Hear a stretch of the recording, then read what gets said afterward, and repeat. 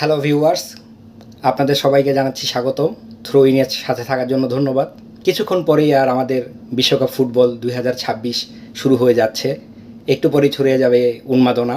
সবাই ফুটবল খেলা দেখবে, সবাই ফুটবল নিয়ে সবসময় অনেক আগ্রহে অপেক্ষা করে, বিশেষ করে ওয়ার্ল্ড কাপ নিয়ে, কারণ কি এটা 4 বছর পর পর এই ওয়ার্ল্ড কাপটি ফিরে আসে।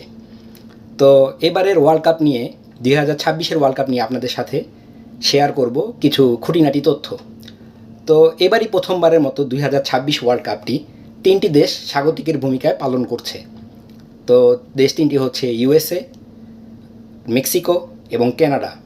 এবং সাথে মেক্সিকো একটি নতুন রেকর্ড করতে যাচ্ছে, কারণ কি এই প্রথমবারের মতো তারাই প্রথম দেশ যারা এখন পর্যন্ত 3টি ওয়ার্ল্ড কাপ তার আয়োজক হিসেবে পালন করে এসেছে। যেমন 1970 সালের ওয়ার্ল্ড কাপ, 1986 সালের ওয়ার্ল্ড কাপ, যেটা আর্জেন্টিনার ফ্যানদের জন্য অনেক বেশি গুরুত্বপূর্ণ, কারণ তারা সেই ওয়ার্ল্ড কাপটি জিতেছিল, এবং সর্বশেষ এই 2026-এর আসর। এবারের ফরম্যাট একটু নতুন ধরনের। অন্যান্য ওয়ার্ল্ড কাপগুলো 32টি টিমের ছিল, এবারের ওয়ার্ল্ড কাপটি থাকছে 48 টিমের। তার মানে আগে গ্রুপ থাকতো 8টি, প্রতিটি গ্রুপে 4টি করে টিম। এবার গ্রুপ থাকবে মোট 12টি, তার মানে মোট 48টি টিম। তো যেহেতু টিমও বেশি, তার মানে খেলাও অনেক বেশি। খেলা এবার বেড়ে ম্যাচ সংখ্যা টোটাল হচ্ছে 104টি। তো আশা করি সবাই এই ওয়ার্ল্ড কাপ অনেক বেশি উপভোগ করবেন। নতুন নতুন চমক থাকছে, নতুন নতুন নিয়ম এসেছে।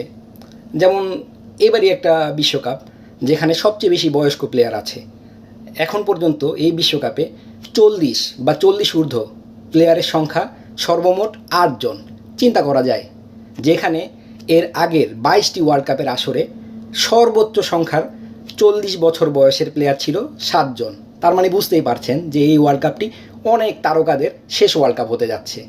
যেমন 41 বছর বয়সী ক্রিস্টিয়ানো রোনালদো, 40 বছর বয়সী Manuel Neuer, Luka Modric, Fernando Muslera, যে অনেক ইম্পর্টেন্ট প্লেয়ার ছিলেন, সবসময় খুব ভালো একজন গোলকিপার ছিলেন। এছাড়াও 40-এর কম বয়স্ক আরও অনেক প্লেয়ার আছেন, যেমন লিওনেল মেসি, 38 বছর বয়স। সবাই তাকে মিস করবে, হতে পারে এটা তার শেষ বিশ্বকাপ। এরপরে প্লেয়ার হিসেবে থাকছেন সাদিও মানে, মোহাম্মদ সালা, কেভিন ডে ব্রাইন। তো অনেক বড় বড় প্লেয়ারের এটাই হতে যাচ্ছে শেষ ওয়ার্ল্ড কাপ। এই ওয়ার্ল্ড কাপে 4টি দল আছে যারা প্রথমবারের মতো ওয়ার্ল্ড কাপে এসেছে: কেপ ভার্ডে, জর্ডান, উজবেকিস্তান এবং কুরাসাও। এই 4টি টিম এই প্রথমবারের মতো ওয়ার্ল্ড কাপে তারা খেলতে পারছে। এবার আলোচনা করব গ্রুপ অফ ডেথ নিয়ে। যেহেতু গ্রুপ রাউন্ডগুলোতে বেশিরভাগ সময় দেখা যায় যে বড় ম্যাচ একটু তুলনামূলক কমই থাকে, তো সবার সবসময় আগ্রহ থাকে বেশি যে গ্রুপ অফ ডেথ কোনটি। তো এবারের গ্রুপ অফ ডেথ একদম নিঃসন্দেহে যেটা সবাই বলবে সেটা হলো গ্রুপ আই, যেখানে আছে ফ্রান্স, যারা গতবারের রানার আপ এবং 2018 সালের তারা চ্যাম্পিয়ন। খুবই চমৎকার একটি টিম, সম্ভবত সবচেয়ে শক্তিশালী এবং সবচেয়ে পারফেক্ট টিম। এছাড়াও ফ্রান্সের পাশাপাশি থাকছে এই গ্রুপে সেনেগাল, যারা আফ্রিকান নেশনস কাপের তারা চ্যাম্পিয়ন ছিল। যদিও দুর্ভাগ্যক্রমে তাদেরকে বাদ দিয়ে দেওয়া হয়েছে, কারণ তাদের প্লেয়াররা মাঠ থেকে উঠে গিয়েছিল মরক্কোর সাথে। ওই ম্যাচটি সম্পর্কে সবাই জানেন যে অনেক ফুটবল ভক্তর এখানে হতাশ হয়েছে যে কেন মরক্কোকে চ্যাম্পিয়ন করা হলো, কারণ কি মাঠে খেলে চ্যাম্পিয়ন হয়েছিল আমাদের এই সেনেগাল। তো সেনেগালও থাকছে এই গ্রুপে। এছাড়াও এই গ্রুপে আছে নরওয়ে, যেটাও শক্তিশালী টিম। এই নরওয়ে টিমে আর্লিং হালান্ড আছে, ওডেগার্ড আছে, অনেকগুলো ভালো প্লেয়ার আছে যারা নিয়মিত ইউরোপিয়ান লিগগুলোতে খেলছেন। এছাড়া আরেকটি টিম আছে ইরাক, যারা হয়তো অ্যাটাকিং দিক থেকে খুব বেশি অ্যাগ্রেসিভ না, বা ওরকম কোনো বড় স্টার প্লেয়ার তাদের মধ্যে নেই, কিন্তু এরপরও তাদের টিমটি প্রচণ্ড ডিফেন্সিভ একটি টিম। তাদের টিমের সাথে স্কোর করা খুবই কঠিন হবে। তার মানে এই টিম যে কোনো এই বাকি 3টি টিম, মানে এই ফ্রান্স, সেনেগাল বা নরওয়ে, তাদের ইকুয়েশন চেঞ্জ করে দিতে পারে। কারোর সাথেই যদি ড্র করে ফেলতে পারে, তখনই দেখা যাবে যে ইকুয়েশন খুব কঠিন হয়ে গেছে।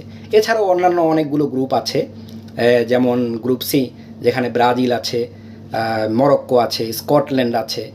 তো মোটামুটি ধরা যায় যে 3টি গ্রুপ, যেহেতু 3টি টিম যেহেতু মোটামুটি ভালো, তো গ্রুপ রাউন্ডটা ভালো হবে। এছাড়াও ইংল্যান্ডের গ্রুপও বেশ স্ট্রং, যেরকম গ্রুপ এলে ইংল্যান্ড, ক্রোয়েশিয়া, গানা এবং আছে পানামা। তো গানা, ক্রোয়েশিয়া আর ইংল্যান্ড এর মধ্যে বেশ তুমুল প্রতিদ্বন্দ্বী হবে। এছাড়াও গ্রুপ এফে আছে নেদারল্যান্ড, ক্রোয়েশিয়া, জাপান। তো এই গ্রুপগুলোর খেলা আশা করি ভালো হবে। তো এছাড়াও নতুন বিশ্বকাপে কিছু কিছু নতুন চমক এসেছে, যেটা হলো নতুন কিছু রুল, যেগুলো আগে কখনো ছিল না। এই যে মনে করেন যে প্লেয়ারদের টিচ করা বা প্লেয়ারদের উত্ত্যক্ত করা, রাগিয়ে দেওয়া, যাতে সে এমন কোনো একটা কাণ্ড করে বসে যাতে রেফারি তাকে রেড কার্ড দিয়ে দেয়। যেমন আপনারা জানেন 2006 বিশ্বকাপে এই ইটালির প্লেয়ারদের ফাইনাল ম্যাচে সবার একটাই প্রত্যাশা ছিল যে যেভাবে হোক খেলা থেকে জিদানকে রেড কার্ড দিয়ে বের করে দিতে হবে, যে কারণ কি সে খুব ভালো প্লেয়ার ছিল, ওই ক্লাব ওই ওয়ার্ল্ড কাপের সে বেস্ট প্লেয়ার ছিল। তো প্রথম থেকে আপনারা জানেন যে মাতারাজ্জি বারবার তাকে তার বোন নিয়ে আজে বাজে কথাবার্তা বলে তাকে বিগড়ে দেয়, এবং পরিশেষে কি দেখা যায় যে জিদান তাকে একটা মাথা দিয়ে আঘাত করে বুকের মধ্যে, এবং রেড কার্ড পেয়ে তাকে বের হয়ে যেতে হয় খেলা থেকে, এবং ফ্রান্স বিশ্বকাপটি খুবই দুঃখজনকভাবে পেনাল্টিতে হেরে যায় ইটালির কাছে। তো এই কারণে কিছু নতুন নিয়ম এসেছে, যে যেরকম হলো কেউ মুখে হাত দিয়ে কথা বলতে পারবে না, যে মুখে হাত দিয়ে কেউ বর্ণমূলক আচরণ করলো, কাউকে খারাপ কিছু বলে গালি দিল, এটা যদি এরকম কেউ করে মুখ বন্ধ করে, তখন তাকে দেখা যাবে যে রেফারি যদি চান তাহলে রেড কার্ড দিয়ে বের করে দিতে পারবেন। এছাড়াও আরও কিছু নিয়ম আছে, যেমন গোলকিপারের কাছে যখন বল যায় তখন দেখা গেছে গোলকিপার 20 সেকেন্ড 25 সেকেন্ড 30 সেকেন্ড নানা বাহানায় মনে করেন বল ছাড়তে চাচ্ছে না, তো এই সময় রেফারি যদি চান তাহলে গোলকিপারকে ইয়েলো কার্ড দিতে পারবেন, এবং সাথে সাথে অপোনেন্ট টিমকে একটা কর্নার দিতে পারবেন। তার মানে টাইম ওয়েস্ট করা যাবে না, 5 সেকেন্ডের মধ্যে গোলকিপারের হাত থেকে বল ছেড়ে দিতে হয়, সে থ্রো করে আরেক প্লেয়ারকে দিবে অথবা কিক করে দিবে, কিন্তু বল হোল্ড করতে পারবে না। বা থ্রো ইনের সময়ও একই নিয়ম, যে বারবার প্লেয়ার চেঞ্জ করছে, কে থ্রো করবে, কেউ থ্রো করতে আসছে না, যদি 5 সেকেন্ডের বেশি সময় লাগে তখন সাথে সাথে থ্রো অপোনেন্ট টিমকে দেওয়া হবে।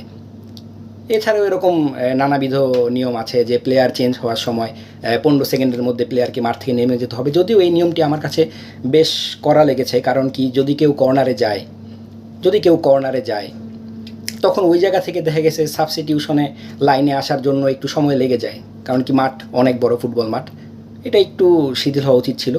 তো যাই হোক, আশা করি আপনারা সবাই 2026 বিশ্বকাপ খুব উপভোগ করবেন। সবার জন্য রইল শুভকামনা। প্রত্যেকের পছন্দের টিম আমাদের কমেন্ট করে আমাদের থ্রো ইন গ্রুপে জানিয়ে দিবেন, এবং আমাদের সাথে থাকবেন প্রত্যেকটি লাইভ আপডেটের জন্য, প্রত্যেকটি প্রেডিকশনের জন্য। ধন্যবাদ।